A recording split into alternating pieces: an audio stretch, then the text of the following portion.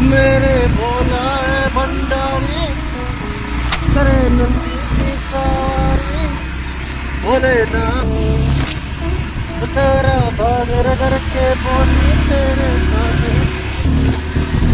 Hi everyone, আজকে উড়ে যাচ্ছি আমি।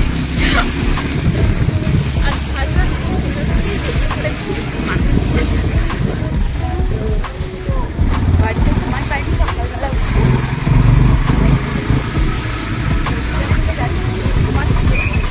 2024 সাল পার করে আমরা 2025 সালে প্রবেশ করেছি, মানে আবারও একটা বছর পার করে ফেলেছি।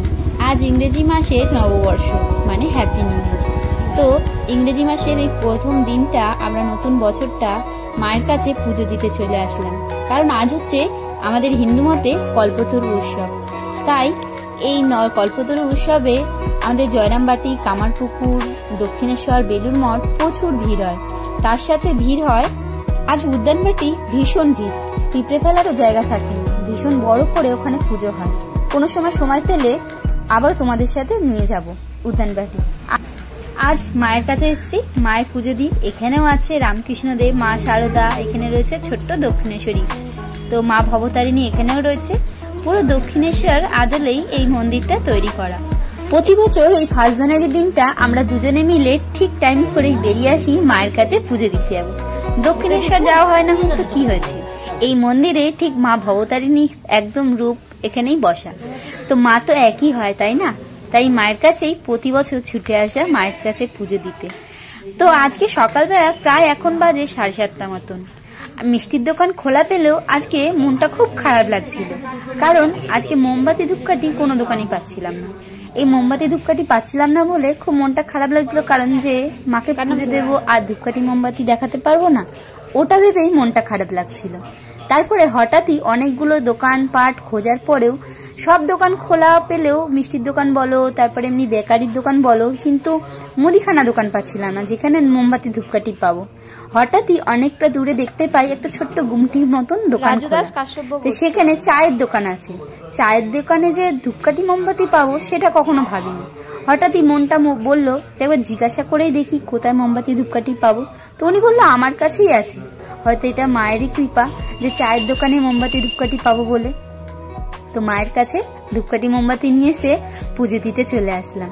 তো সকালবেলাটা মনটা খারাপ লাগলো, মোমবাতি ধূপকাঠি পাওয়ার পরে খুব ভালো লাগলো যে মায়ের কাছে অন্তত মোমবাতি ধূপকাঠিটা তো দিয়ে পুজো দিতে পারবো। প্রসাদ তো অবশ্যই এনেছি, সন্দেশ এনেছি, মিষ্টির দোকান খোলা পেয়েছি, কিন্তু এই ধূপকাঠি মোমবাতিটা খুব অসুবিধা হচ্ছিল, চিন্তায় পড়ে গেছিলাম। তো যাই হোক, লাস্ট পর্যন্ত মোমবাতি ধূপকাঠি মিষ্টি নিয়ে মায়ের কাছে আসলাম পুজো দিতে।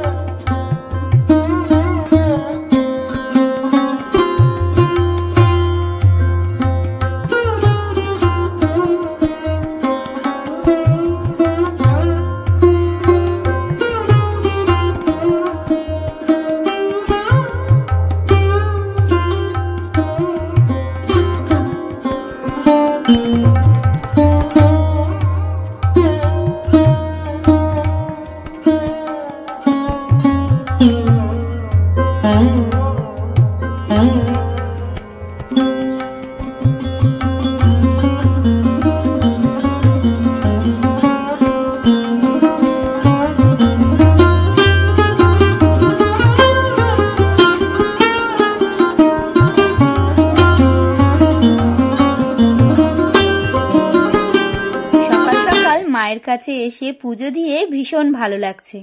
এখন বাজে 8:05 মতন। আমার পুজো দেয়া কমপ্লিট হয়ে গেছে। মন্দির থেকে একটু বাইরে বেরিয়েই চারিদিকটা ঘুরে দেখছিলাম, আর তোমাদেরকে একটা নতুন ইনফরমেশন দিচ্ছি। তোমরা যদি এই মন্দিরটা আসতে চাও অবশ্যই এসো, আর যদি ঠিকানা জানতে চাও অবশ্যই কমেন্টে জানিও, তাহলে আমি ঠিকানাটা অবশ্যই বলে দেব। আর এই যে ঘরগুলো তোমরা দেখছো, এই ঘরগুলো এখানে মায়ের ভোগ রান্না হয়। আর তোমরা যদি এই ভোগ প্রসাদ গ্রহণ করতে চাও তাহলে এই মন্দিরে যে পুরোহিত মশাই আছে ওনাকে ফোন করে জানাতে হবে আপনারা কতজন আসছেন এবং কজন এসে এখানে ভোগ প্রসাদ গ্রহণ করবেন, আর এখানে কত টাকা লাগছে সেটাও আমি বলে দিচ্ছি। এখানে যদি তোমরা আসো তাহলে মাথা পিছু 100 টাকা করে লাগবে ভোগ খাওয়ার জন্য। আর যদি তুমি আলাদা করে তোমরা পুজো দিতে চাও সেটা তোমাদের নিজস্ব ব্যক্তিগত ব্যাপার। আর এখানে গাড়ি টাড়ি পুজো দিয়ে যদি দাও তাহলে 151 বা 101 বা 51 এরম টাইপের নেয় পুরোহিত মশাই। এবং এই মন্দিরের পাশেই রয়েছে বিশাল বড় নাট মন্দির, আর এই নাট মন্দিরের পাশেই রয়েছে একটা পুকুর। তো চলো তোমাদেরকে ঘুরে দেখাই এই মন্দিরের চারিপাশটা। এই মন্দিরের এই যে সোজা আমি যাচ্ছি, এই গ্রিলের পাশেই রয়েছে পুকুরটা, এবং এই পুকুরের চারিপাশটা রয়েছে চারিদিকটা বাগান মতন। আগেই তোমাদের এই ডান দিকটা ঘুরে দেখাই, এখানটা ছোট্ট বাগান মতন করা রয়েছে। আর এখানে কত ফুলকপি চাষ করা হয়েছে দেখেছো, ছোট্ট ছোট্ট গাছ আপাতত এখন হয়েছে। আর এই যে এই গ্রিলটা এখন আপাতত তালা দেওয়া, যখন পুজো আচ্ছায় হয় তখন এখানে এই গ্রিলটা খোলা হয় পুকুরের জল নেওয়ার জন্য। আর ছোট্ট একটা আম গাছ হয়েছে। আর এই জায়গাটা মেলা টাইপের বসে, আর এই মেলা বসে ভীষণ সুন্দর লাগে। এখানে যখন মেলা বসে ছোট বড় সবাই এসে এই নাট মন্দিরে বসে সবাই মায়ের আরতি দর্শন করে। তো আমার ওখানে পুজো দেওয়া কমপ্লিট হয়ে গেছে। আর সকালবেলা ভীষণ ঠান্ডা লাগছিল, তার জন্য হেলমেটটা তো সঙ্গে করে নিয়ে এসেছিলাম, কানে ওড়নাটা চাপা দিয়ে চলেছি বাড়ির পথে। আজকে তোমাদের এই 1 জানুয়ারিটা কেমন কাটলো অবশ্যই আমায় কমেন্ট করে জানিও। আমার তো বেশ ভালোই কাটলো সকালটা, সারাদিনটা তোমাদের ভালোবাসা ও আশীর্বাদে ভালোই কাটবে। তোমরা আশীর্বাদ করো, অনেক অনেক ভালোবাসা দিও। আর যদি ভালো লাগে একটা লাইক করে যেও এবং কমেন্ট করে যেও।